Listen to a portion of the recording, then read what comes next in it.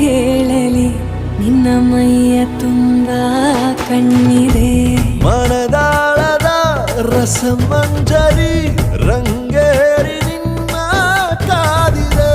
ಬಿಸು ಮಾತಿನ ಪಂದ್ಯಾವಳಿ ಆಕಾಶವಾಣಿಯಾಗಿದೆ ಸಂಜೆಯ ಕೆನ್ನೆಯ ಮೇಲೆ ಬಂದು ನಾಟಿದೆ ನಾಚಿಕೆ ಮುಳ್ಳು ಮನದ ಮಗು ಹಠ ಮಾಡಿದೆ ಮಾಡುವ ಕೊಂಗ